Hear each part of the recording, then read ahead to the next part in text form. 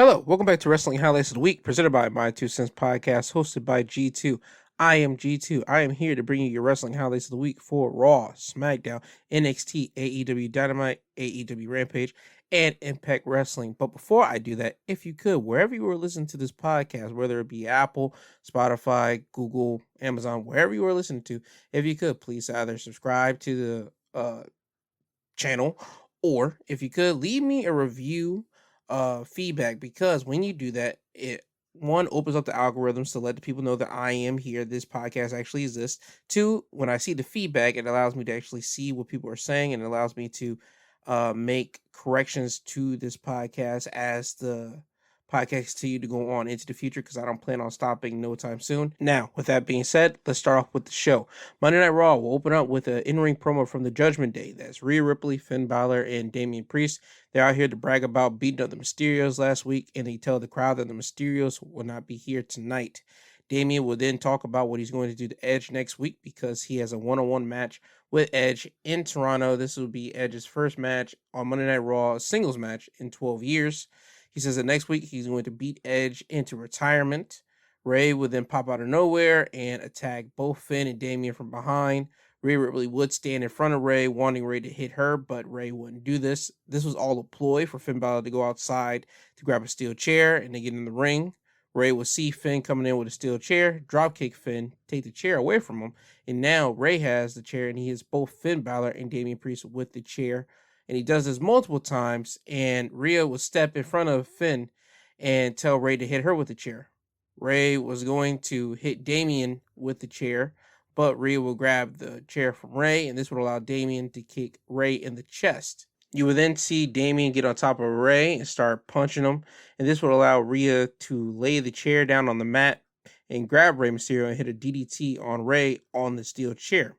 To finish off this beatdown, you see Finn go to the top turnbuckle, and Damian will put the chair on Ray's chest, and then you see Finn jump off and hit the coup de grace on the chair, and now you leave with the Judgment Day standing tall as Ray is laying there on the mat. There was no Dominic Mysterio anytime during this beatdown. After this, we would get our first round Women's Tag Team Championship Tournament matchup of Asuka and Alexa Bliss, with Bianca Belair in their corner, going against Nikki ASH and Doudrop. Asuka and Alexa would win the match by submission, when Asuka and Alexa would hit a series of moves on Doudrop. Asuka would hit a sliding kick, and then Alexa would hit the DDT. Asuka then will hit the code breaker, and then Asuka will finally lock in a modified octopus lock on Doudrop, and Doudrop would tap out. After the match, Bianca, Alexa, and Asuka will walk up the ramp, and once they reach the entrance stage, Dakota Kai, Bayley, and Io would be there standing there clapping for these ladies. Now, all 6 of these ladies will talk to each other, and this will lead to them having a shoving contest, and then you'll see backstage officials and referees will come out to separate them. This was all to build up for hype for Asuka and Alexa going against Dakota and Io next week in the semifinals of the Women's Tag Team Championship Tournament. And also, this is still building up for the Clash at the Castle match, where it'll be a 6-woman tag matchup. Asuka, Alexa, and Bianca going against Dakota, Bayley, and Io. So this is what that was all setting up for, just to get people more hyped up for the matches to come. After this, we get a tag team match. Mustafa Ali and Cedric Alexander going against a team of Ciampa and The Miz. Ciampa would win the match for his team by pinfall, when Ali would try to hit Miz with a 450 splash, but Miz would roll out of the way, and as Ali was coming down and he's about to hit the mat, Ciampa would come in and hit Ali with a sliding knee to the face, and then he would pick Ali up, hit the fairy tale ending, and then cover him for the win. After this, we had Drew McIntyre come in for an in-ring promo. Drew's out here to say that he's a SmackDown guy on Raw, and that might be shocking to some. It will be more shocking if the other guy would show up and actually do his job for once, and he's talking about Roman Reigns, because he is the unified champion. He's supposed to be on both Raw and SmackDown, but he's majority of the time on SmackDown. Drew would talk about his upcoming match with Roman and start naming dream matches he would have if he wins the Undisputed Championship. He says Drew versus Ciampa, Drew McIntyre going against AJ Styles, Drew versus the new Seth Rollins. And then you would hear the music of KO come out, and Kevin Owens will come out. Drew would even then name Kevin Owens as one of his opponents. Kevin Owens will come out and tell Drew that he is tired of Drew being comical and Drew not knowing who he is. Kevin Owens will say that he had the exact same problem because he would say that for the past couple of years, Kevin Owens has been taking it easy and not trying hard. And now that's going to change because he realized something last week. He needs to go back to being the prize fighter, Kevin Owens. He needs to go back to winning championships. And he mentioned that it's been 5 years since he's held gold in the WWE. And that's a long time for a caliber of superstar that Kevin Owens is. He gives a warning to Drew and lets it be known that whether it be him or Roman, whoever comes out of the match as champion at Clash of the Castle, he is coming for them. Drew will retort what Kevin Owens says about Drew not knowing who he is, and then Drew would ultimately challenge Kevin Owens to a match, and then it would become official. So we would get that match right now, and Drew would win the match by disqualification when Drew was setting up to hit Kevin Owens with the Claymore, but the Usos would attack Drew from behind. Jimmy Uso would superkick Drew McIntyre, and then Jey Uso would go to the top turnbuckle to look to hit the Uso splash on Drew, but Drew would move out of the way. Drew would send the Usos out of the ring, and as Drew would turn around to look at KO, Kevin Owens would hit him with a stunner, and this will lay Drew out on the mat. Kevin Owens will go to the Usos and tell the Usos to give Roman a message that he owes him one. Kevin Owens would then leave the ring, and then the Usos would get back in the ring, and they will look to try to hit the 1D on Drew McIntyre. But once Drew got to his feet, he would headbutt Jey Uso, and then he would hit Jimmy Uso with the Claymore kick. Drew will look into the camera and say that he will be on SmackDown to call out Roman Reigns, so expect that on SmackDown. After this, we had an in-ring promo from Seth Rollins. Seth Rollins is only out here because Matt Riddle was on the screen, and Riddle is supposed to be giving an exclusive interview about his well-being since he got curb stomped at SummerSlam. Seth would be out here to see if Riddle is going to retire. He hopes that he is, and then Seth will even give Riddle a couple of things that he could do while he is retired. And one of them is including farming, because he says that's lucrative business that's somehow been popping up out of the woodworks for the past couple years. And what he's indicating is marijuana farming, because Riddle's character is kind of a pothead, if you get the drift. And you can kind of get the drift when you see Riddle and the way that he acts. He's kind of a stoner type deal. Riddle will pop up on the screen and tell Seth that he's medically cleared, and that when he sees Seth, is on site. Seth would start naming a couple of the places that when they did see each other, that he got the upper hand on Riddle. He would name whenever they saw each other at Madison Square Garden, and that's whenever Seth would curb stomp Riddle on the outside of the ring, and also at SummerSlam, and that's where, again, Riddle got curb stomped by Seth. Seth would say that he can't wait for the next time he sees Riddle because he is going to curb stomp him again. Riddle will say that he's glad to hear that because he's actually here, and then you see Riddle go from behind the scenes and run directly to the ring, and you will see him run like halfway into the ring, and you see Seth try to curb stomp Riddle again, but Riddle would slide out of the ring and then pull Rollins out of the ring. Now you got both Seth and Riddle fighting outside of the ring on the outside, and then you see them fighting close to the commentary table. Seth would throw Riddle across the commentary table and then put his head on the commentary table. You would see Seth get on the commentary table, try to hit the curb stomp, miss, and then he would jump off the table. Riddle would get on the table, hit Seth with a knee to the face. Seth would go out into the barricade, or over the barricade, into the crowd, and then Riddle would follow him. Seth would then start running up the audience stairs. Riddle would stop midway of the stairs and watch as Seth runs away. You would then see later in the night, Riddle backstage would challenge Seth to a match at Clash of the Castle, and it will become official. So at Clash of the Castle, it will be Riddle going against Seth Rollins. After this, we had Veer Mahan going against a local guy named, I believe, Bo Keller. Veer would win that match by submission when Veer will lock in the clavicle clutch on Keller. There's nothing to be said for this. After this, we had the United States Championship matchup, the Dream Match. Bobby Lashley going against AJ Styles. Bobby would win the match by pinfall when AJ would try to hit the Phenomenal Forearm, but Bobby would move out of the way, and AJ would bounce off the ropes into Bobby's spear, and Bobby would cover him for the win.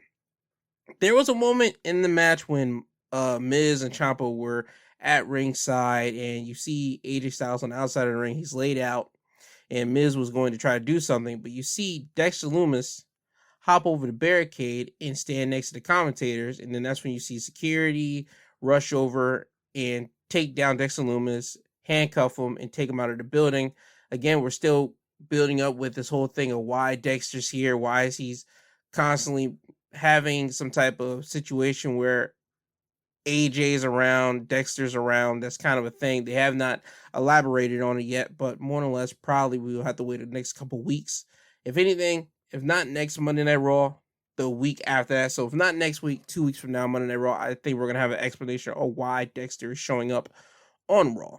And particularly with AJ Styles, with something to do with him. After this, we will have Dakota Kai with Bayley, Io in her corner going against Dana Brooke. Dakota would win that match by pinfall when she would hit Dakota with the running corner kick to the face for the win. Again, building momentum up for Dakota as her and Io will be going against Alexa and Asuka next week. And then the main event of Monday Night Raw, Dolph Ziggler going against Theory. Theory would win the match by pinfall when Dolph was going to look to hit the Famouser on Theory, but Theory would catch him in midair, put Dolph on the shoulders, and hit the A-Town down for the win. Somebody tweeted out that this was Theory's first win since winning the Money in the Bank briefcase. I didn't know that, and if that's truly the case, that is something to behold. And you know what? When you think about it, they could be right, because every other match that he was in, he's always like he gets disqualified or he takes a loss. So I can see that we're trying to build Theory up as a credible Money in the Bank contract winner, as a guy holding the briefcase. So whenever he does cash it in, it actually makes sense. It just isn't a guy that we just plucked out of obscurity to be the guy to cash in and become our next undisputed champion. Theory needs something. Right now, he doesn't have that something. Right now, we know that he's a future champion in the making, a future heavyweight champion in the making. He has all the potential in the world.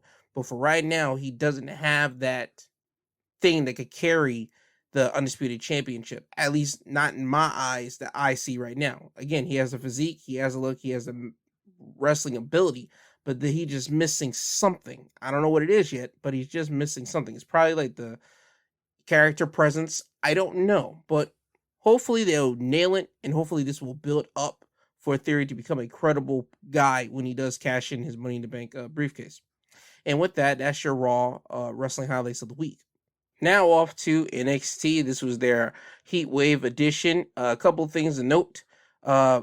First thing is Blair Davenport, formerly known as Bea Priestley on the Independents.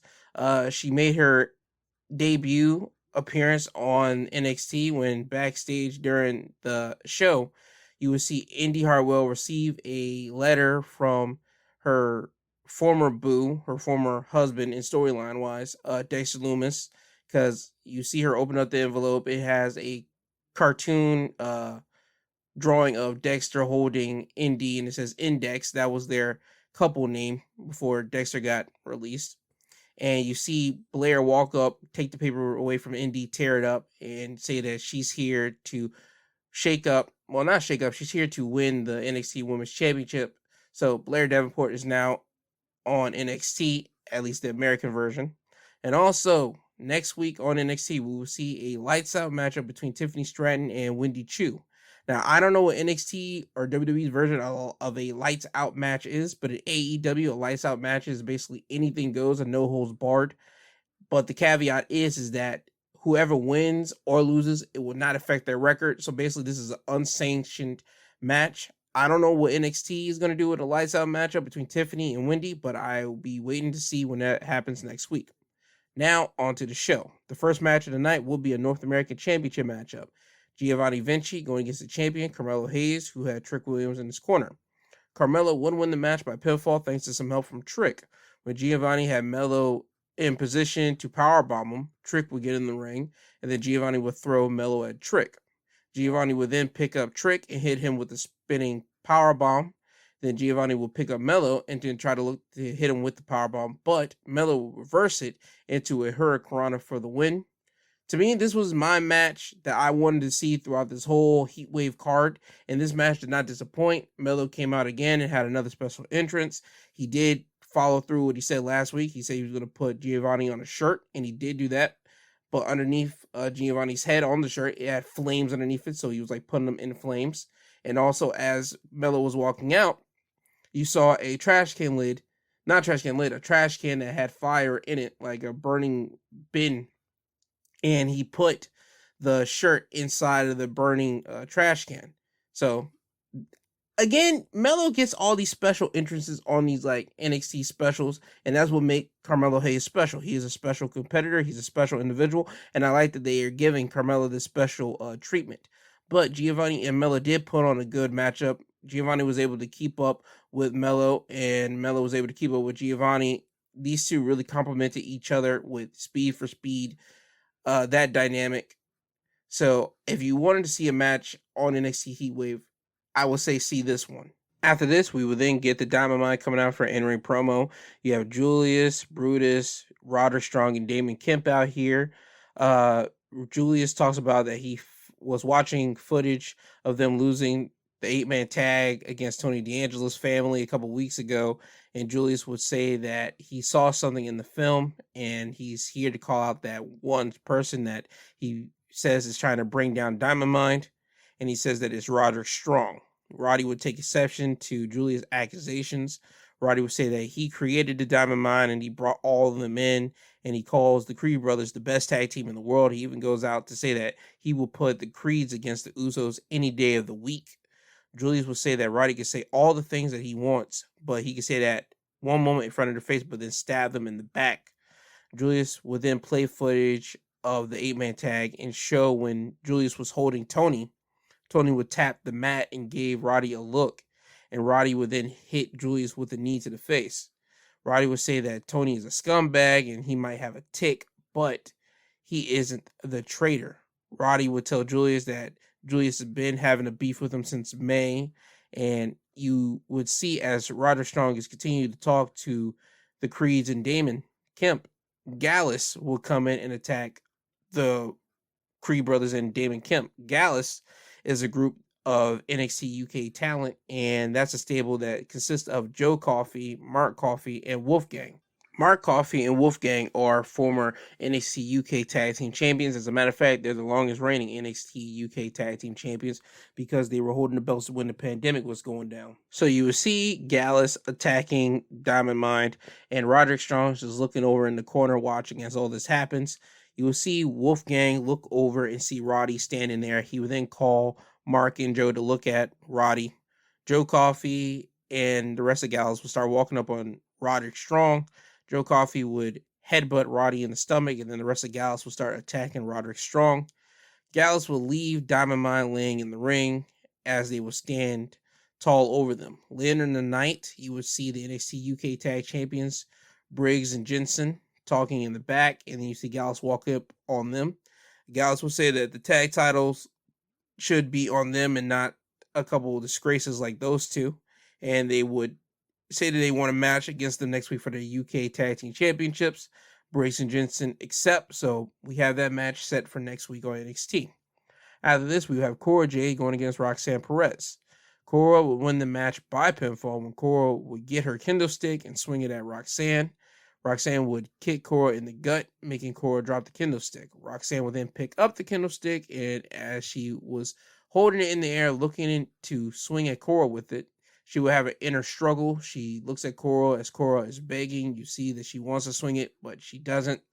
She ends up putting the kendo stick down, and Cora would take advantage of this by forearming Roxanne in the back, then hitting Roxanne with a DDT on the kendo stick for the win.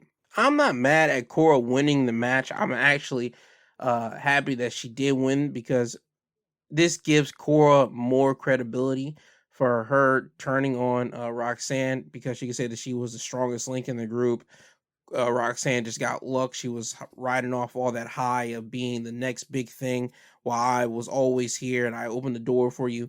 So this could push Cora into this sense of confidence and this sense of just being somebody that things can't be touched, whenever Roxanne finally does get her moment in the sun of actually touching Cora Jade and beating her, it will be much more sweet for the character Roxanne Perez. After this, we get the street fight. Tony D'Angelo going against Santos Escobar.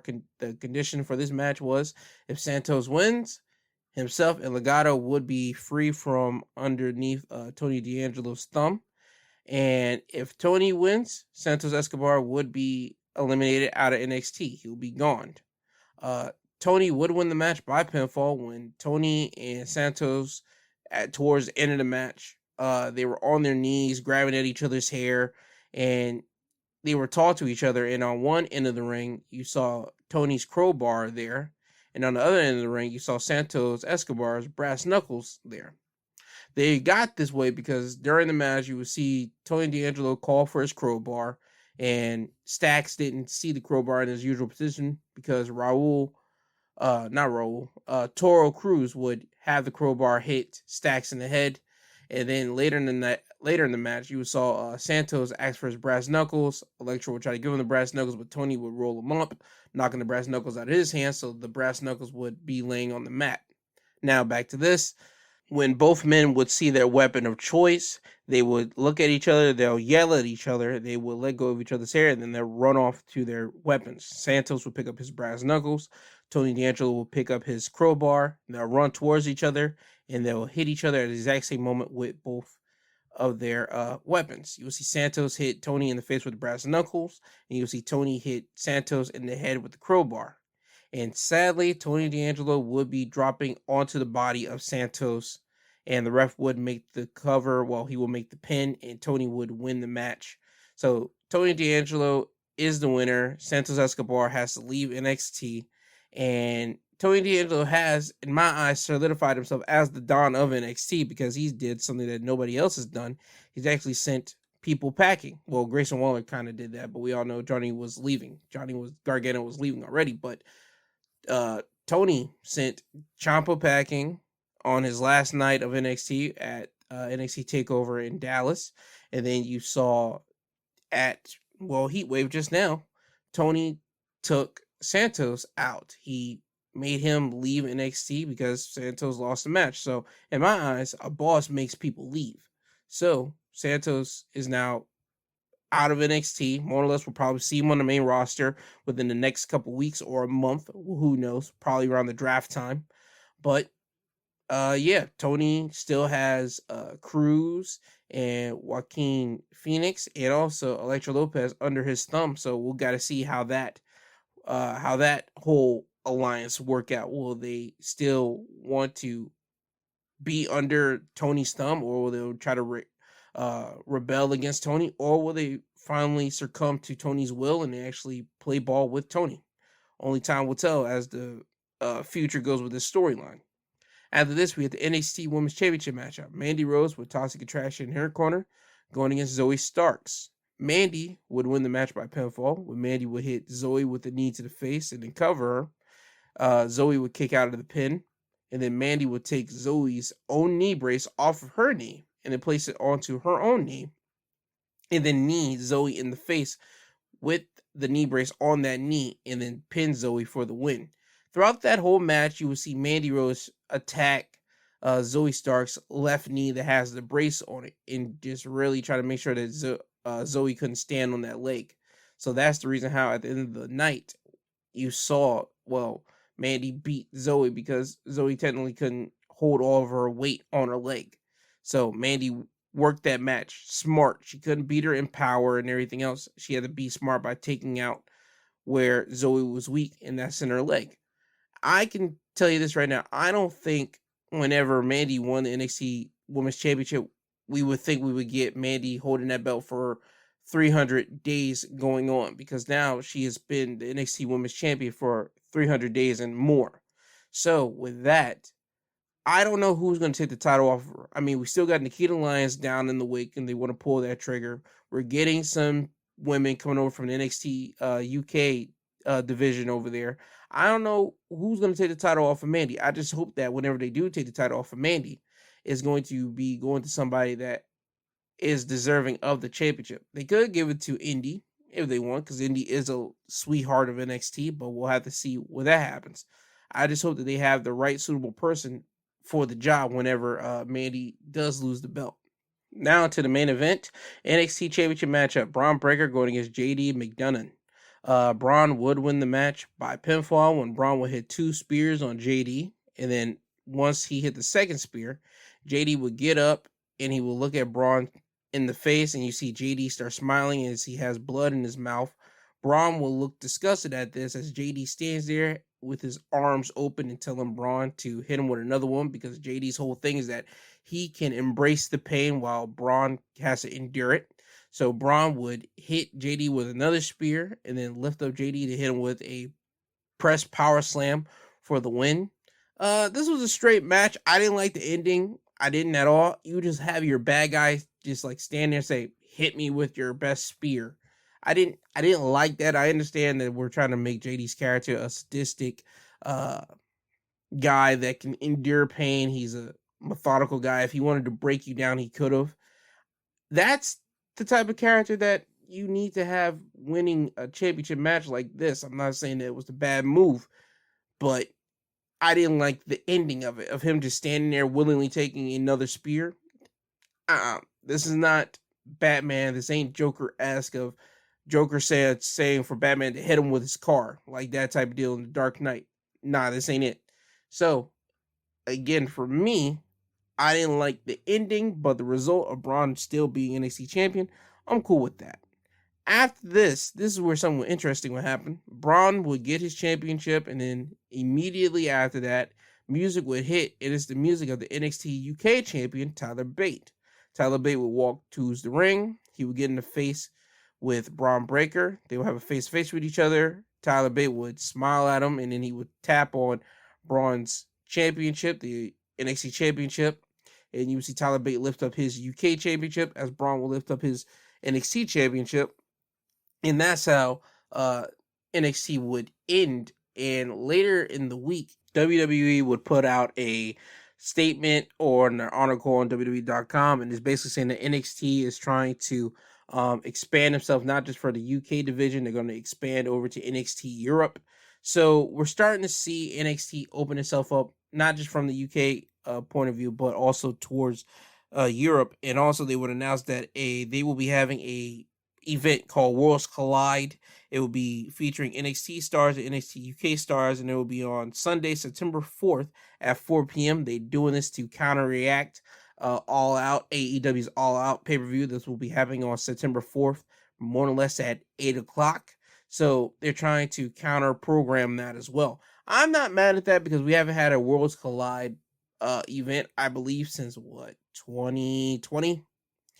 And I'm cool with this because, again, you haven't had a lot of NXT UK talent be given a lot of shine because, again, they're only cared about over there on the UK scene. Well, while the NXT guys and gals over here on American soil, they've been broadcast everywhere. And I believe at least everybody that matters has seen the NXT product. I'm not sure about the NXT UK product. So I'm glad they're getting this opportunity to see and showcase the NXT UK people on the Worlds Collide event. I just want to know how they're going to match up because they only got 2 more weeks to build this card up, and they got 2 more episodes to do it. So we'll see how NXT kind of formulates this card. But with that is your NXT wrestling highlights of the week. Now on to AEW Dynamite.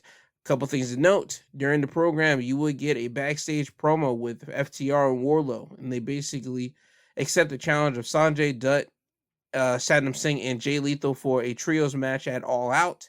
And also, next week on Dynamite, you will get a match between Jay Lethal and Dax Harwood. That match I am excited about because Jay Lethal is a good one-on-one wrestler, and Dax Harwood is a great one-on-one wrestler, but he just used more in the tag team wrestling capacity.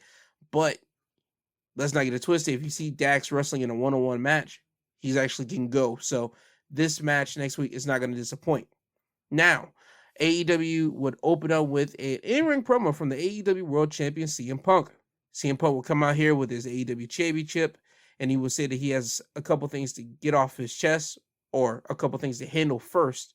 And the first thing he wants to handle is something that he calls nothing important, as he calls out Hangman Page for a match for the AEW Championship right now. Punk will be waiting in the ring, but Hangman wouldn't come to the ring, and the crowd would boo, and Punk would say, I feel the exact same way. And he would say, that is a cowboy crap. That's coward crap. So this is still building up with Punk and Hangman's situation before Punk left for foot surgery. They had a beef. Remember, Hangman was the AEW World Champion. Punk was the challenger. Hangman said that he's trying to save the company from Punk, so we can see that building into something later down the line. After he calls out Hangman Page and Hangman doesn't come out, Punk would then go off to talk about Jon Moxley, and this is what he has to say about Jon Moxley. Ladies and gentlemen, I understand that Jon Moxley's got a lot of fans, and he can be number one in your heart, but he's not number one in this ring. I am the AEW champion. Jon Moxley has always been number two. There's always that guy that has his number. I'm that guy.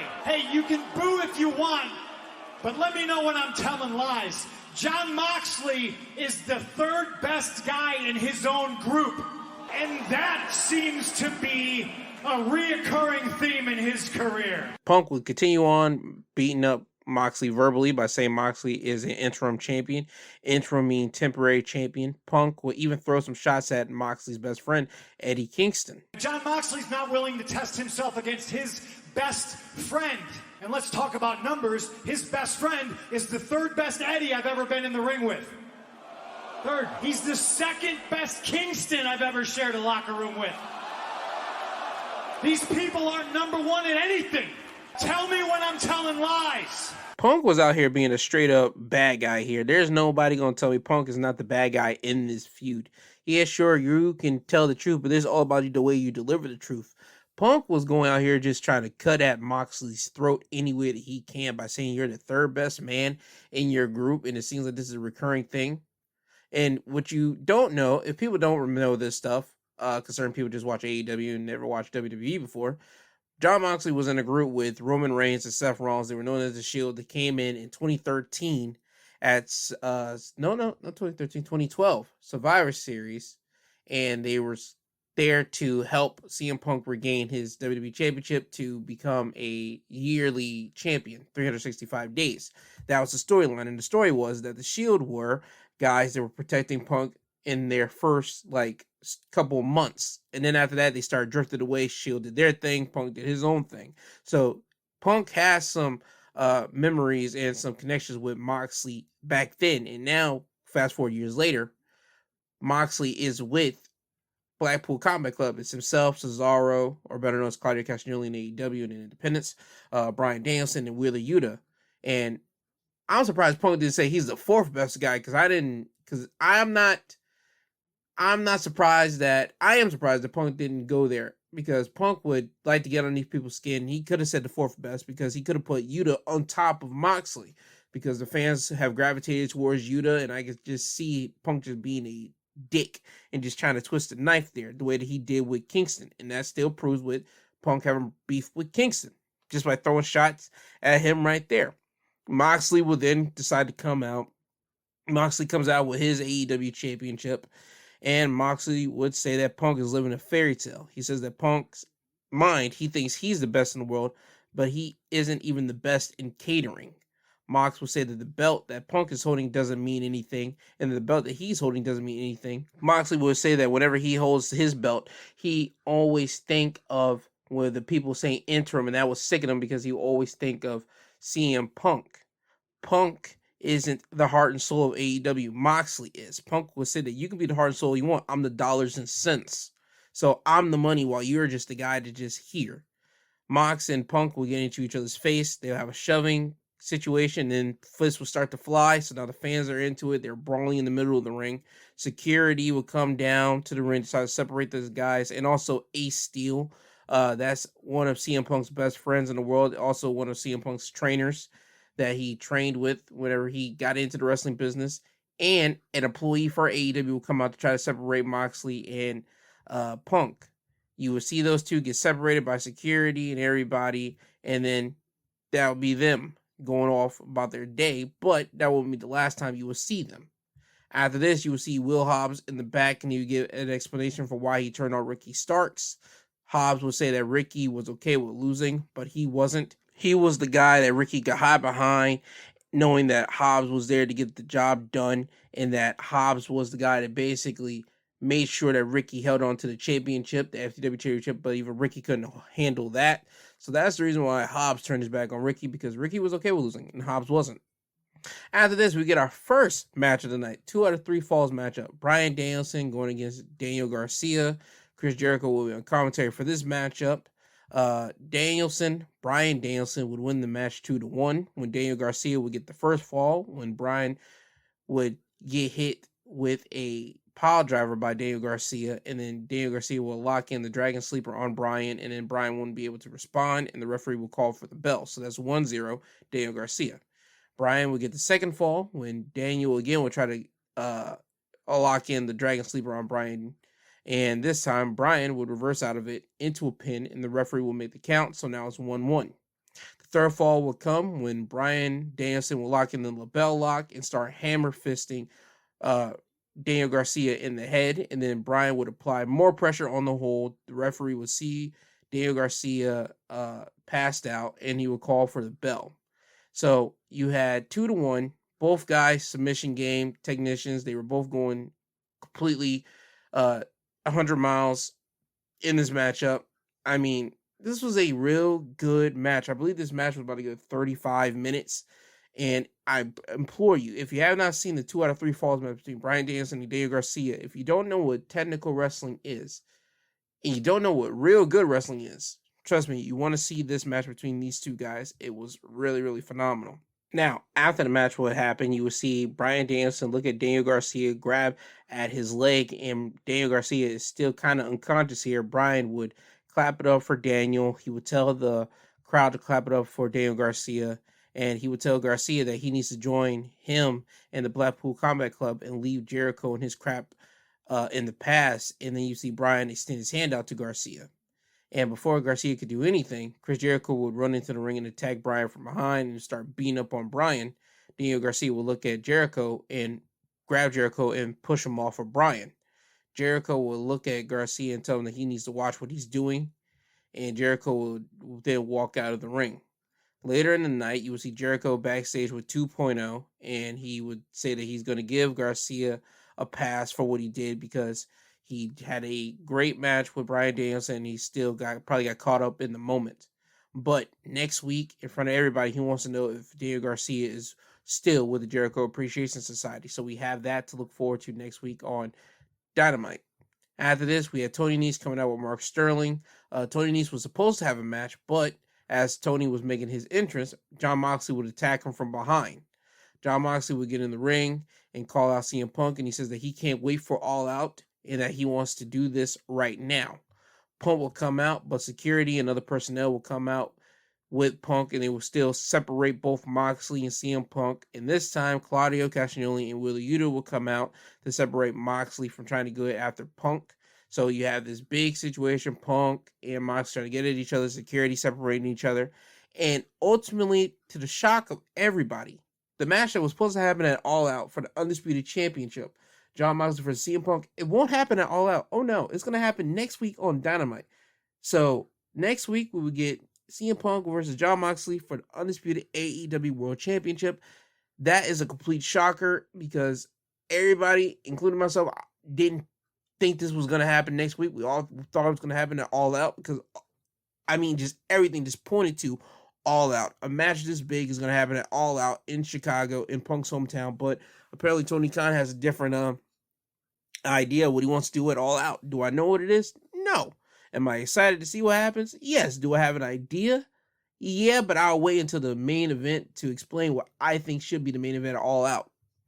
After this, we had the Gun Club with Billy Gunn in their corner going against the Varsity Blondes. The Gun Club would win this match in quick fashion when Colt Gunn would hit the Colt 45 on Griff Garrison for the win. Colt 45 is basically a double underhook with a spinning double underhook slam. After the match, Billy Gunn would get in the ring and tell his boys that he is happy with them, and that's the kind of attitude he wants to see from them. Basically, a quick, dominant style performance. Billy would hug his kids in the ring, and then Stokely Hathaway will walk out on the entrance stage. Stokely, for the past week, has been trying to recruit the Gun Club to his group of people that he's recruiting, and this time it finally got to them. Billy would be looking at Stokely, and he wouldn't notice that his sons have attacked him from behind.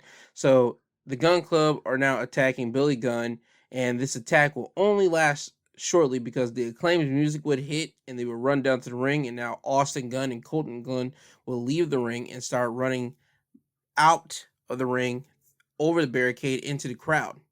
Now the Acclaim will be left standing in the ring, and Billy Gunn will be looking at the Acclaim, trying to just say like, hey, don't hit me, just have his hands up. Anthony Bowens will throw up the scissor sign, and he would tell Billy Gunn to scissor him. Billy Gunn would get up, scissor Anthony Bowens, he will scissor Max Caster, and it seems to me that the Gun Club does not have Billy Gunn by their side anymore. The Acclaim is now back with Billy Gunn, and I like this unit. I ain't gonna front. I like Billy Gunn with the Acclaim because the Acclaim is literally the most popular over AEW tag team right now, period. And Billy Gunn being with them, it just basically puts them on another level. And now with Stokely having the Gun Club on their side, I want to see how this is going to work. Will the Gun Club be with Stokely for a long period of time? I don't know. Will the Billy Gunn be with the Acclaim for a long period of time? I don't know. I just think that Billy Gunn being with the Acclaim is a perfect fit, in my personal opinion. After this, we had Jungle Boy out here for in-ring promo. Jungle Boy will be out here to talk about the countless ways that he has been trying to get his hands on Christian. And Jungle Boy will say that he can continue to try to go after Christian, or they can have a match at All Out. Christian will come out and say that he declines that offer because this whole thing is getting out of hand. Christian would say that he is proud of Jungle Boy because now he has become a man, and instead he wants to now fix their relationship. Christian will say that he is going to take Jungle Boy to the promised land, and that's basically being the world championship. And at the end of the day, they are family, and he is like a son to him. Jungle Boy will act like he is thinking over what Christian just says and thinking about forgiving him, but he ends up double leg takedowning Christian and start punching Christian. Christian will roll out of the ring, but Jungle Boy will get him and continue to punch him. Christian will eventually roll out of the ring, and now you'll see Jungle Boy follow him outside of the ring. Christian would kick Jungle Boy in the lower section of the stomach, and then you see Christian grab Jungle Boy, throw him into the barricade. He would do this again, and then try to throw him into the steel steps. Jungle Boy will reverse it and throw Christian into the steel steps. Jungle Boy would grab Christian's arm, put it on the top of the steel steps, put one of his foot on the Christian's arm, and then stomp on it. And now you see Christian quickly grabbing his arm, holding it in pain, in agony as he's rolling in pain. Jungle Boy would get off the steel step, grab Christian by the head, and just start bashing his head next to the steel steps. And you see Jungle Boy just talking smack to Christian. Security and backstage people would have to come down to separate Jungle Boy from Christian. I don't think Christian versus Jungle Boy is going to happen at All Out. It'll probably happen at Grand Slam in New York if Christian is back at his 100%, but we will have to see when that time rolls around. Now, on to the next match. It is Kaylee King going against Toni Storm. Toni Storm would win the match by pinfall when Toni would hit an elevated DDT on King for the win. And after the match, we would get told that Toni Storm will be going against Thunder Rosa for the AEW Women's Championship at All Out. Now it's time for the main event. In the quarterfinals for the Trios Championship Tournament, it is La Facción Ingobernables, which is Andrade El Idolo, Rush, and Dragon Lee, going against the Young Bucks and a returning Kenny Omega. Kenny Omega will come out, and he will have Don Callis and Michael Nakazawa with him. Don Callis will be on commentary for this matchup. Kenny will be wearing a black compression shirt with a shoulder brace on his left or right shoulder, one of the shoulders. And apparently he still has something wrong with his knees because the commentators were talking about that as well. Kenny would get the win for his team by pinfall when Kenny would hit Dragon Lee with the V trigger and then hit him with a one-wing angel for the win. So the Young Bucks and Kenny have now advanced to the semifinals of this Trios Championship Tournament. This was a good showing between all these guys. Dragon Lee's first match on Dynamite. I'm not sure if he signed to a contract or this was just one night appearance by him, but he had a good showing tonight. And you had Kenny Omega making his return on Dynamite. I mean, everybody was speculating this for weeks. I've said this countless times on past episodes that Kenny's coming back because Tony Khan announced that whenever he would have the Trios Championships, he would have Kenny Omega inside the tournament. And ta-da, once the championships got announced, we all knew Kenny was coming. So we have Kenny back here. Kenny looked great. Kenny is still that guy. The fans were going crazy when Kenny got announced as the Young Bucks partner. I mean, if you want to see just anything about it, go to YouTube. If you don't have a cable, trust me, just type in Kenny Omega return and it'll pop up and you'll hear how the fans were going crazy because the fans were silent when Brandon Cutler handed Justin Roberts a paper to read off their special partner. But once Justin Roberts starts reading off Kenny's list of accolades, the fans start going nuts because they knew it was Kenny Omega time. Anyway, after the match, you would see Kenny and the Bucks on the ramp, and inside the ring, you would see Andrade and Rush getting in the ring, looking at Dragon Lee, who's still on the mat. Andrade would start to loosen up Dragon Lee's mask and lift him up. Rush would lift up the arm of Dragon Lee in the air to probably tell the fans to clap it up for his brother. And he would do this before shoving Dragon Lee into Andrade, and Andrade will hit Dragon Lee with an arm lock DDT. And then you see Dragon Lee's mask fall off of his face, and you see Dragon Lee cover his face. And then the camera would flash over the Kenny Omega and the Bucks watching this. You would see the Nick Jackson walking over into the ring, and then Kenny will follow him, and that's how AEW ends, with basically looking like the Young Bucks and Kenny Omega about to save Dragon Lee from getting beat down by Andrade and Rush. So AEW was a good show. It set up a big, AEW Dynamite next week that you really can't miss of CM Punk going against Moxley. Is setting up the Trios Championship tournament nicely because now Omega and the Bucks now have to wait for the winners between Will Ospreay and Ozzy Open going against Death Triangle. Their match will happen next week on Dynamite. They will have to be waiting to see who wins that match because whoever wins that match will be going against Omega and the Young Bucks. And personally, I can't wait for next week for Will Ospreay to get in the ring with Pac. They already have some unfinished business from a one-on-one matchup they had a couple years ago that never really got finished. And just seeing both talents that were produced by England, and they both can go with speed, with power game. They are a completely different type of athletic beast.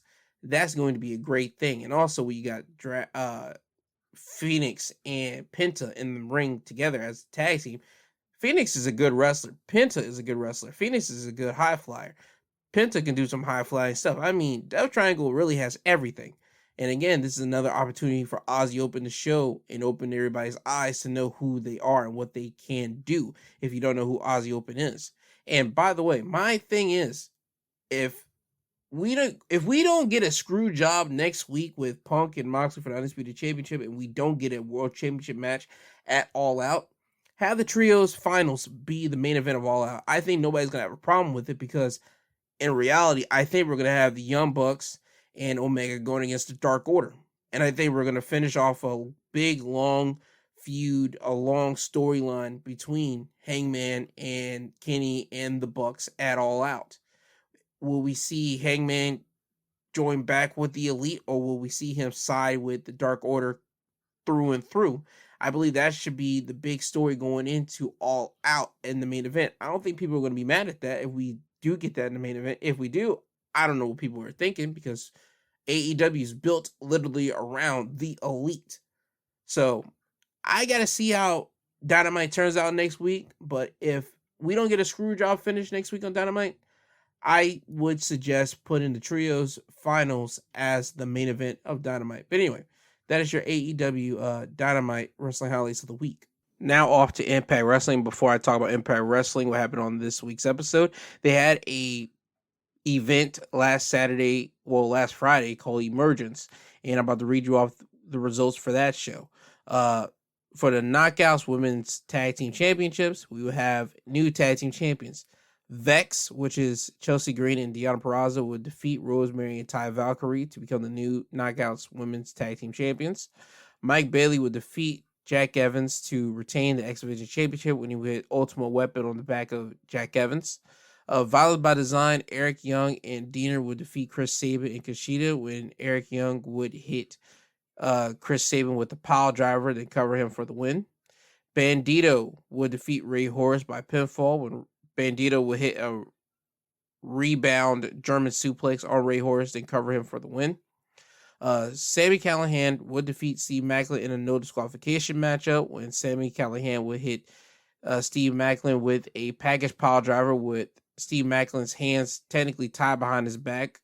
Not with handcuffs, but like with zip ties, so Steve Maclin couldn't do nothing about it. So that's how Sami Callihan won that matchup.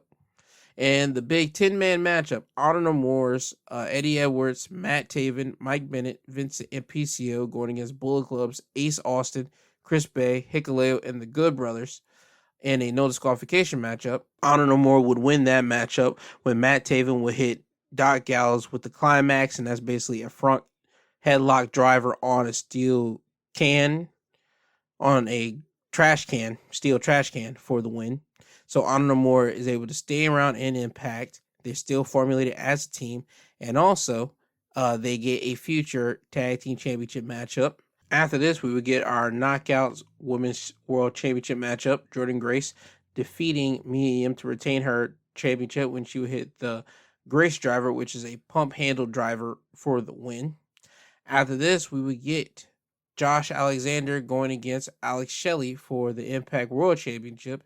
And Josh Alexander would defeat Alex Shelley to retain the Impact World Championship when he would hit him with a C4 spike, which is another better known as the J Driller.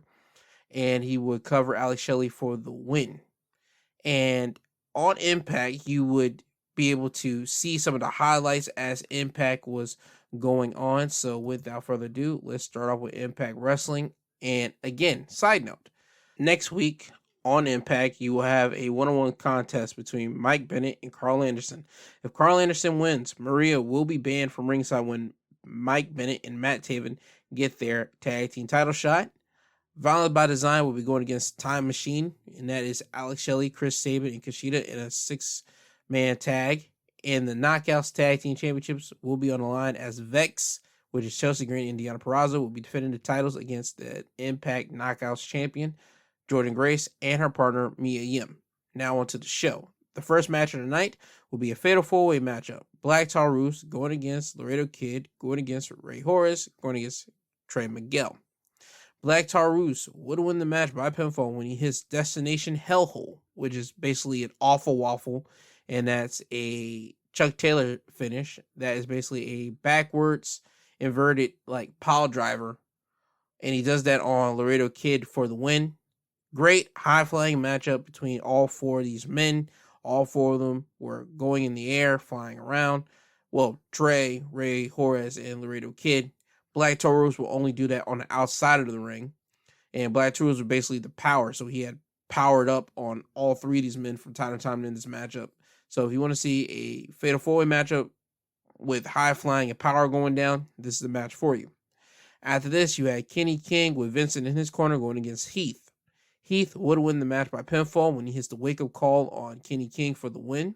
After the match, Honor No More will come down to the ring and surround the ring. They will get in the ring and they will start beating up on Heath because Heath, for the past couple weeks, has been attacking members of Honor No More from behind and hit him with the wake-up call. So this is their chance to take some retribution on Heath. Kenny will hold Heath up and he will allow Matt Taven and Vincent to punch Heath in the face. Mike Bennett was going to elbow Heath, but Eddie Edwards would stop him and said that he wants PCO to do it.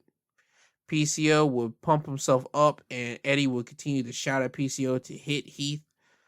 PCO looked at Eddie, and he started moving towards Eddie like he's going to hit Eddie, and this would allow Heath to get out of the grips of Kenny King and hit Mike Bennett with the wake-up call, and then quickly sneak out of the ring to avoid Honor No More beating him up some more.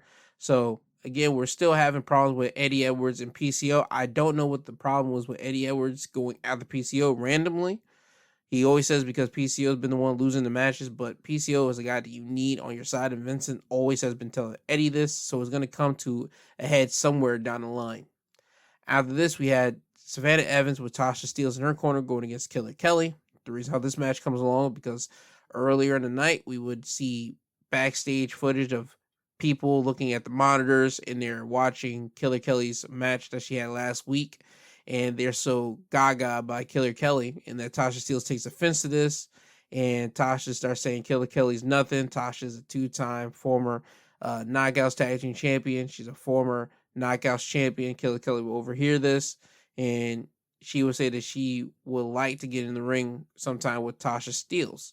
Savannah Evans would get in the way, and that's the reason how we have this match between Savannah and Killer Kelly.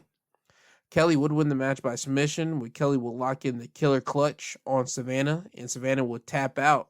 And to make this better, Savannah taps out in front of Tasha Steelz. Tasha Steelz is literally looking at Savannah tapping out in front of her, like literally, like eye to eye, to a degree, because Tasha's not on the ring steps; she's on like the floor, and she sees everything. And Killer Kelly looks at Tasha Steelz, so you could tell that Killer Kelly and Tasha is going to happen soon. When?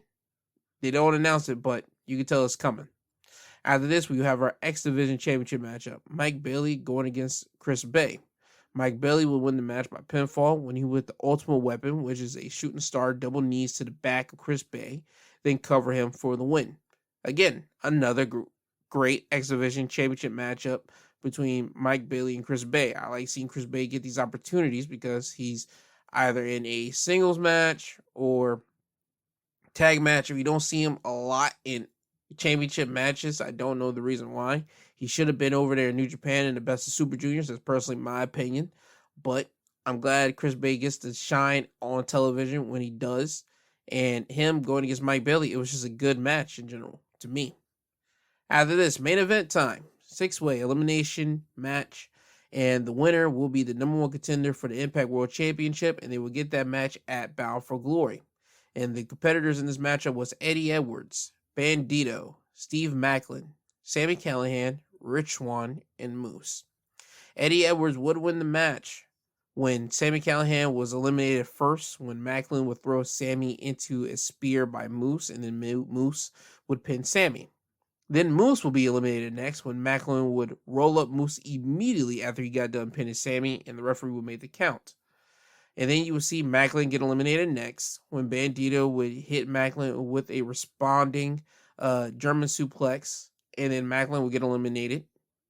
Bandito was the next one to get eliminated, where Rich Swann would hit Bandito with a Phoenix Splash from the second turnbuckle, and then Eddie Edwards would hit a Boston Knee Party on Bandito. That's a running knee, and he would eliminate Bandito. And then finally, Eddie Edwards would eliminate Rich Swann when he would hit them with a Die Hard Driver, which is a fisherman suplex, but instead of it being a suplex, it's a fisherman brain buster on a Rich Swann, and Eddie Edwards wins the match. So at Bound for Glory, it will be Eddie Edwards going against Josh Alexander for the Impact World Championship. I'm cool with that matchup because they made it on commentary. They let everybody know that it's been 2 years since Eddie Edwards has held the Impact World Championship. He held it during the pandemic when it first started, but now completely different. Now we got to see how things go. We got to see if Eddie Edwards' new friendship, new cohorts of Honor No More are going to be around to help him win the Impact World Championship when it comes down for Bound for Glory. Does he want to do it by himself? We got to see how that all comes about. But we got until October for that, so that we got enough time to see how they tell the story and build it up between Josh Alexander and Eddie Edwards, and the whole Honor No More deal with PCO get upset with Eddie and try to take him out before Bound for Glory. I don't know. We shall see as Impact happens, but Impact was a good show, especially the main event. I really liked it, and also the X Division Championship matchup. But with that, that is your Impact Wrestling highlights of the week. Now off to SmackDown. SmackDown will open up with an in-ring promo from Ronda Rousey. Ronda will say that she isn't leaving the ring until she is reinstated. She mentioned that last week she dropped her fine money and more, so she wants to be reinstated back into the WWE. Ronda will call out Adam Pearce because he's the only person that can do this. And when Adam Pearce does show up, he has 4 security guards around him in the back. Pearce would tell Ronda that the decision to have her reinstated is above his pay grade, and Pearce would tell Ronda to leave the ring peacefully. Ronda would tell Pierce that last week she did leave the ring peacefully, and she warns Pierce don't make her choose violence. Pierce would send his security guards into the ring to get Ronda, but Ronda would destroy the security guards. She would then lock one of the security guards in an armbar, and this would have Pierce start waving his hands for some assistance, and then you would see two police officers come from the back and start walking towards the ring. Ronda would leave the ring and start walking towards Pierce. Pierce would tell Ronda that you were going to spend one night in jail. Ronda would look at the cops and then give her hands to them so they can arrest her. We'll put the cuffs on her, and then they will take her to the back where they will put Ronda in the back of a police car, and that car would take her out of the arena. And as the police car was leaving, a black SUV would pull up into the arena. The driver would park the car, get out, open up the passenger door, and out walks Roman Reigns. Roman Reigns has entered the building. After this, we get our first round Women's Tag Team Championship Tournament matchup between Sonya Deville and Natalya going against Toxic Attractions, Gigi Dolan and JC Jane. They are here because they are replacing the team of Nikita Lyons and Zoe Starks. There was a Shawn Michaels video that played on social media, and he told the reasons why Zoe Starks isn't cleared to wrestle, and also Nikita Lyons isn't medically cleared to wrestle. So that's the reason why Toxic Attractions, Gigi and JC took their spots. Before the match began, you would see Bayley, Dakota Kai, and Io be in the crowd right around commentary to watch this match. Toxic Attraction would win the match by pinfall when Natalya had Gigi in the sharpshooter, but Natalya doesn't realize that Gigi isn't the legal participant, and this would allow JC to come in and roll up Natalya for the win. So Toxic Attraction has moved on into the tournament, and next week they will be in the semifinals going against Aaliyah and Raquel Rodriguez. After this, we would see Sami Zayn walking backstage, and he come across Roman Reigns' locker room. The guard outside Roman's locker room would tell Sami that Roman wants to speak with him. Sami would enter Roman's locker room and see Roman Reigns sitting down. Sami would sit next to Roman and start telling him about how Jay has been aggressive towards him these past couple weeks. Sami mentions that last week he pushed Jay out of the way and he took the Claymore kick that was meant for Jay. And Sami would slip out of his mouth saying that Jay is ungrateful. Sami noticed that he made a boo-boo. He looks at Roman and he just doesn't say anything. Roman tells Sami, you know what? You're right. You're absolutely right. I've been saying that for some time now. Jay is ungrateful. And now Sami is now relaxed and he looks at Roman and he says, yeah, I know. He is so ungrateful. And now you start seeing Sami cozying up with Roman Reigns. It looks like they're having a buddy moment. Roman would get up and he would leave his phone there and his phone would start to ring. Sami would tell Roman that your phone's ringing. Roman would tell him who's on the phone, and it's Jay. Roman would tell Sami to answer the phone call. Sami does. Sami tells Jay that I'm here with Roman, and we don't hear Jay like cussing at Sami or yelling at him, but we see Sami's facial expressions and he's saying, hey, calm down. Okay, I'll tell him. You see Sami in the call. Roman comes back. Roman asks Sami, what did Jay want? And Sami tells Roman that, well, the Usos, they can't get across the border, so they won't be here tonight. Then you start seeing Roman start having a look of concern on his face. But Sami tells Roman, don't worry about them. You have me here. I'm here, the honorary Uso. I got your back. Roman says, yeah, you know what? You're right. You're absolutely right. Roman would tell Sami that he needs to get himself together, though, first for his Intercontinental number one contenders match that he's going to be having later in the night. And right before Sami would leave, Roman would ask Sami, is he still on good terms with Kevin Owens? Sami says, yeah. And then you would see Roman have a look of, okay. And Roman would tell Sami, well, I need you to deliver a message to Kevin Owens. And the message is that Roman Reigns owes no one anything. Ever. And this is playing on to what Kevin Owens told the Usos on Monday Night Raw when Kevin Owens stunned Drew McIntyre and he looked at the Usos and told them to tell Roman that he owes him one. Sami would tell Roman that, you know what, I got you and I'll relay the message to Kevin Owens. And then you see Sami leave. Now we go to the ring and you have maximum male models in the ring. You have Marseille, Mansois, Max Dupree, and Maxine Dupree. Max will say for the past few weeks, his models has satisfied the juices of the people, and before he can get anything else out, Hit Row will come out and interrupt Max. Hit Row will get in the ring. Max will get in the face of Top Dollar and say that they are not maximum male model material and you want them to leave out of their ring. Ashanti, the Adonis, will hit Masai in the face, and then Top Dollar will hit Masai in the face, and then you would see both Ashanti and Top Dollar take both of the models out of the ring. Now you will see Max and Maxine leave the ring, and then Hit Row will get mics and they will perform a song, and the title is called We Back. So again, Top Dollar, Ashanti, the Adonis, B-Fab, Hit Row, they're back on SmackDown. They're here to make an impact. They're here to showcase why they should be here, why they shouldn't have left ever last year.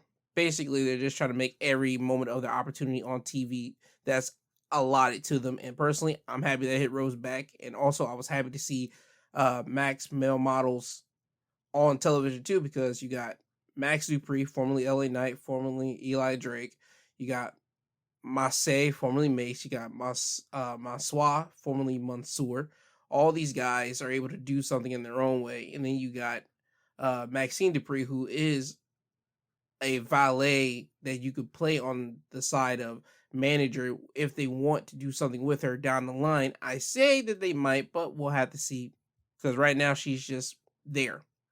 After this, we get our Fatal 5-Way matchup for the number one contendership for the Intercontinental Championship matchup. It's Madcap Moss going against Happy Corbin, going against Ricochet, going against Sheamus, going against Sami Zayn.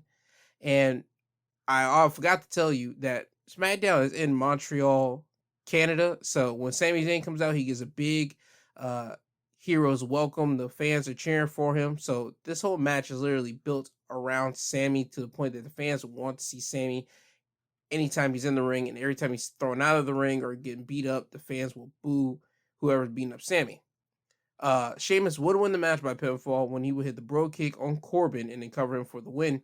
Sami was going to win the match when Sami would hit Ricochet with a haluva kick and then cover him, but Corbin would grab Sami, pull him out of the ring, throw him into the ring post, and this is when Corbin would get in the ring, grab Ricochet, and then that's whenever Sheamus would bro kick him in the face.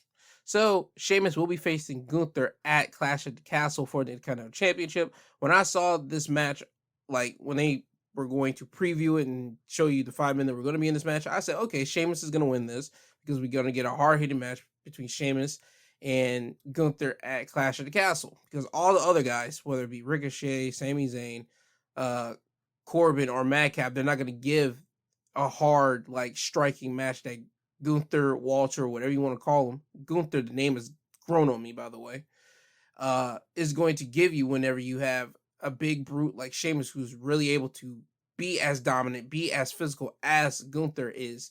None of those other 4 guys were able to do this. So I knew Sheamus was going to win, but I feel bad because we're in Montreal. It seems like it's set up for Sami to win. But here's the thing about this. This does set up for whenever Sami is going to like realign back with Kevin Owens, because I still believe Kevin Owens is going to be the guy to pull Sami Zayn out of this whole bloodline debacle and actually have Sami join with Kevin Owens, and then they're going to be the guys to take the tag team titles off the Usos, but we'll have to see how that story unfolds when they want to tell that. But I think we're getting there slowly. After this, a video will play of the Viking Raiders in the woods, and they will set New Day merchandise on fire, proclaiming that this is the end of the New Day and setting up for a new Vikings Day. So again, we did get the quote-unquote funeral for the New Days in the Viking Raiders fashion, but we all know what's going to happen. The New Day is going to come back better than ever, recharge, and they're going to have a feud with the Viking Raiders, but we'll just see whenever that time comes around. So, I mean, it was a nice video package that we got here. After this, we would get Liv Morgan going against Shotzi. Liv would win the match by pinfall when Liv would hit Oblivion for the win. After the match, Shayna Baszler would get in the ring and attack Liv. Liv would be laid out on the mat, and Shayna would grab Liv's arm and put it in position to stomp on it and break it, but she doesn't. Shayna would instead get in the face of Liv and tell her that I can break your arm right now, but I'm going to wait until Cardiff to break your arm and take the championship from you. Shayna again will put Liv's arm in position and act like she's going to break it, but instead she would kick Liv in the face and then leave the ring. Again, we're playing mind games here. We're showing that Liv is the underdog. She's the underdog champion. How is she going to beat Shayna Baszler. That's the story that we are telling with this whole thing with Shayna and Liv Morgan. Now it's time for the main event segment. Roman Reigns, Drew McIntyre coming face to face for the in-ring. Roman will come out here. He's out here by himself, double championship up, and he has a look of concern because when he comes out, he does his usual looking around him, and he usually has the bloodline around him, the Usos and Paul, but this time he's by himself, and he gets in the ring, and he would put his hand out, and again, somebody from the bloodline would usually put the mic in his hand, so this time it was a stage hand coming out to put a mic in Roman's hand, so Roman kind of looked off-putting a little bit at the beginning, but Roman would find his way back to being himself. He would tell the Montreal crowd to acknowledge him, and then Roman Reigns will start bringing up the fact that he isn't here every week, so he wants to get a couple things straight. He says that if anyone out here comes out here and said that they are the main event, the face of the company, and they carry the company on their back, and he says Drew McIntyre, they are lying, because Roman Reigns is all those things. He is the main event, the face of the company, and he has been carrying this company on his back since he's gotten here. Roman would then say he has nothing to say to Drew McIntyre because Drew McIntyre is beneath him. Drew McIntyre would then come out and then get in the ring with Roman. Drew would say that he would have loved to say all those things to Roman's face, but Roman isn't here all the time. Drew would then say that Roman doesn't deserve to have those championships because he isn't representing them the way that they need to be represented. Drew would tell Roman that he sees fear in Roman's eyes because it's only the two of them in this ring.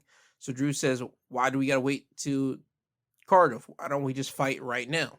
So Drew's ready to fight. Roman would punch Drew in the face, and now we're off to both guys just brawling with each other.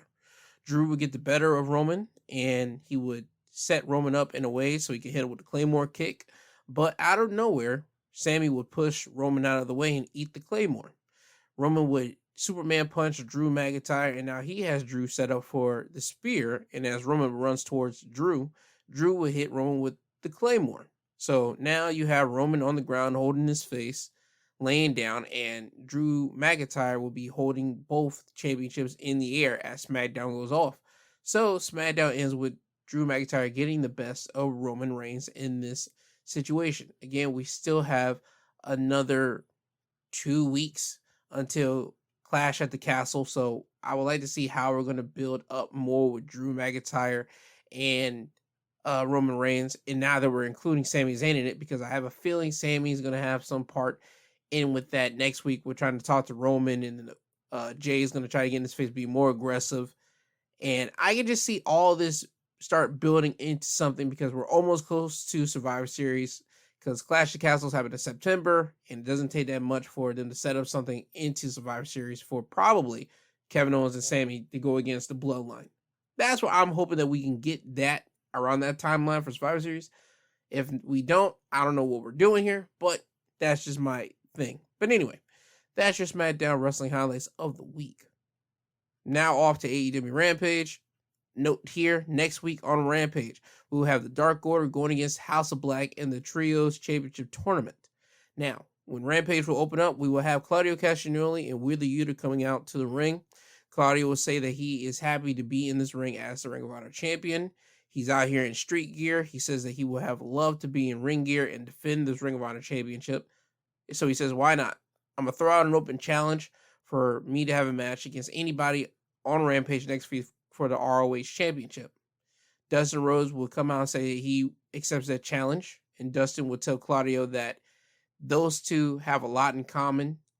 Matter of fact, they have some history together, and Dustin will tell Claudio that for the last 34 years, he has been dreaming of being right where Claudio is, and that's as world heavyweight champion. Dustin will tell Claudio that if Claudio accepts this championship challenge against Dustin, he will give Claudio the best Dustin Rhodes you have ever seen. Claudio will accept that challenge and they shake hands. So next week on Rampage, we will be getting Claudio Castagnoli going against Dustin Rhodes for the Ring of Honor World Heavyweight Championship. After this, we have the AEW Tag Team Championship matchup. Private Party going against the team of Keith Lee and Swerve Strickland. Swerve and Our Glory. They're the champions.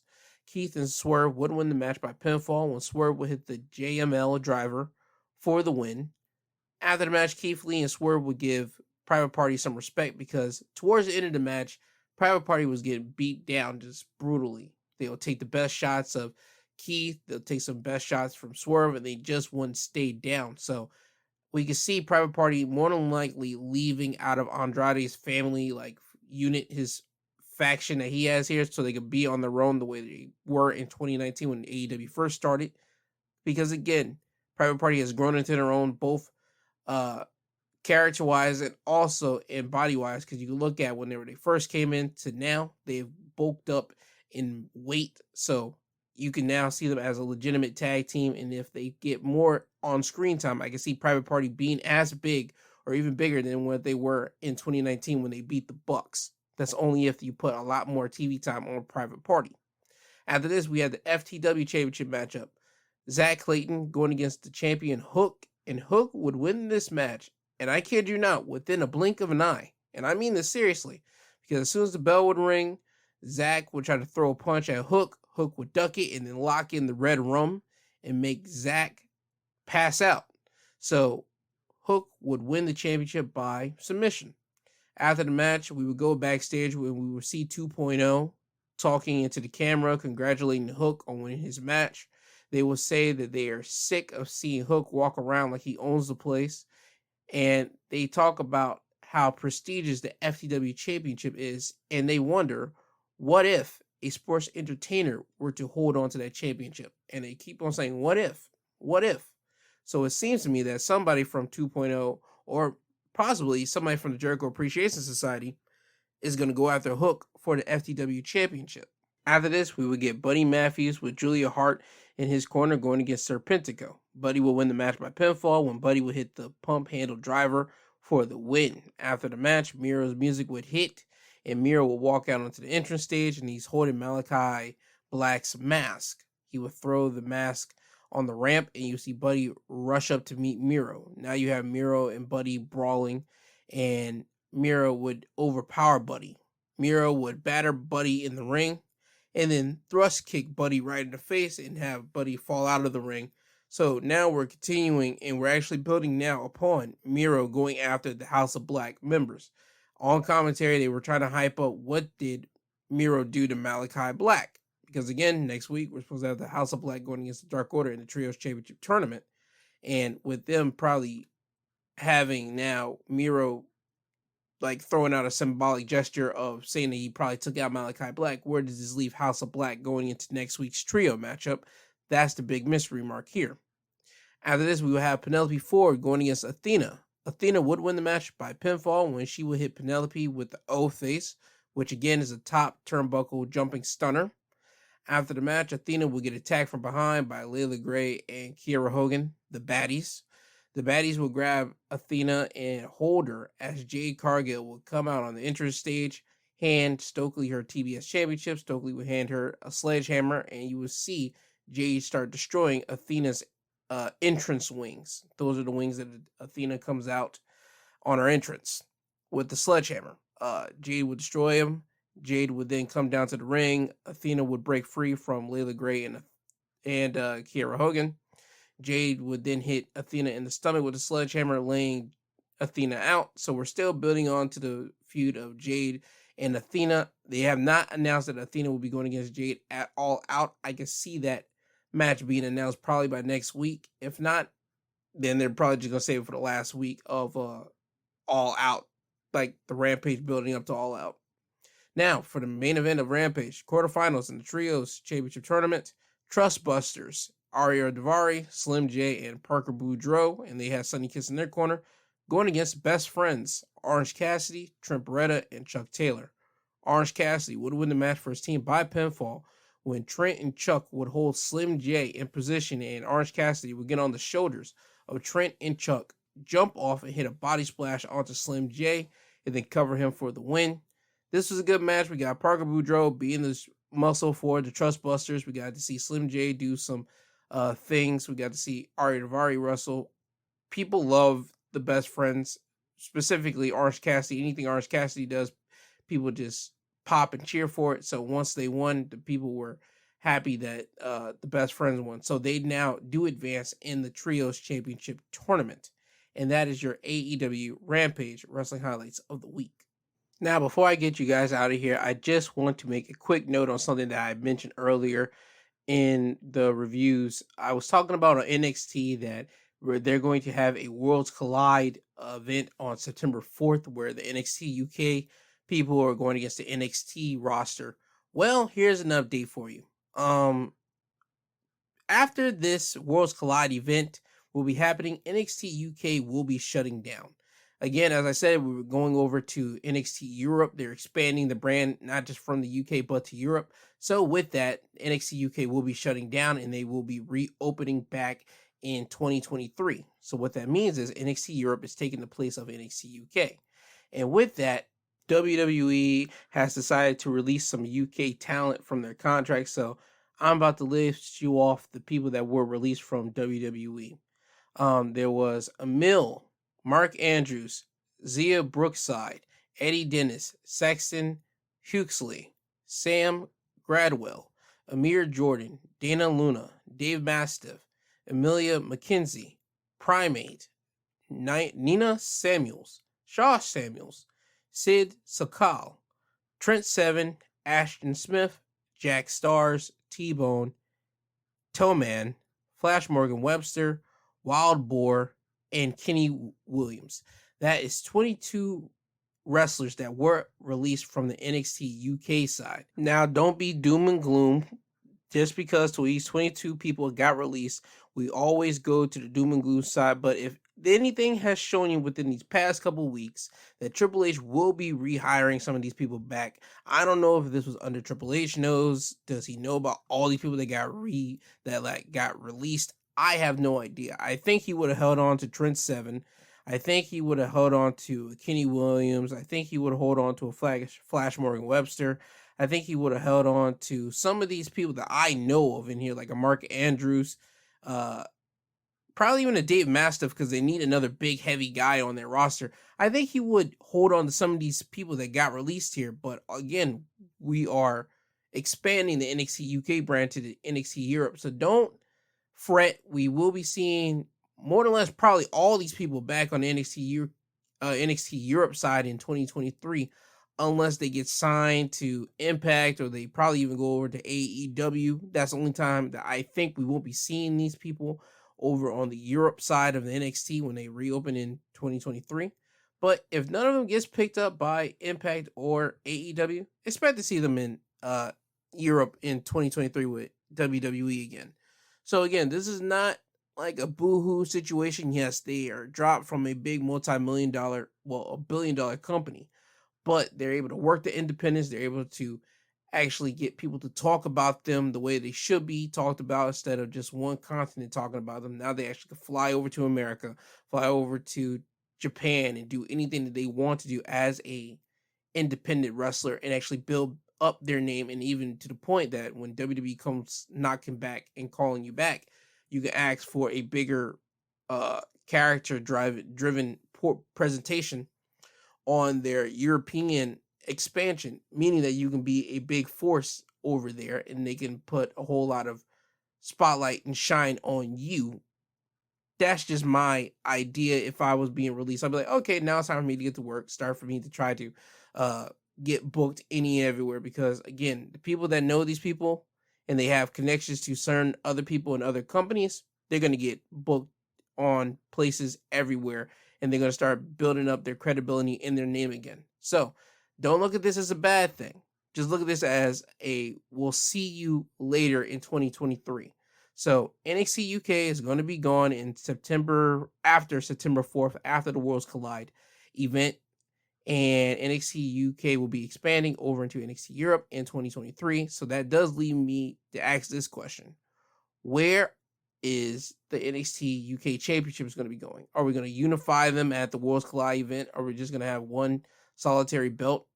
I can see that. So we're going to have Tyler Bate going against Braun Breaker for a unification matchup. We're going to have the NXT Women's Champion, Mandy Rose, going against the NXT UK Women's Champion. We're going to have the NXT UK Tag Team Champions going against the NXT Tag Team Champions. I can see all that happening at Worlds Collide, and I wouldn't be mad at it. So whenever they do a rebrand of Europe, we're just going to have a tournament to crown new champions over there.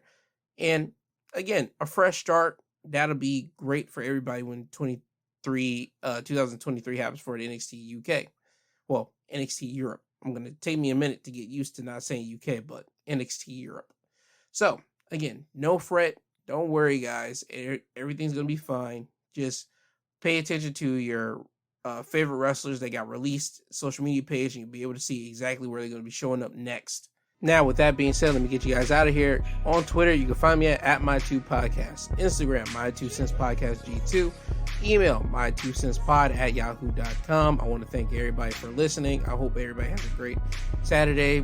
Please be careful out there. Please don't be a dick. Please be cautious of every single person. You don't know what somebody's going through, so don't try to be a dickhead. Just be courteous. Now, with that all being said, I love you all. Hope you guys have a great Saturday. And Kanye, could you please take these people home? I'm tired, you tired, Jesus wept.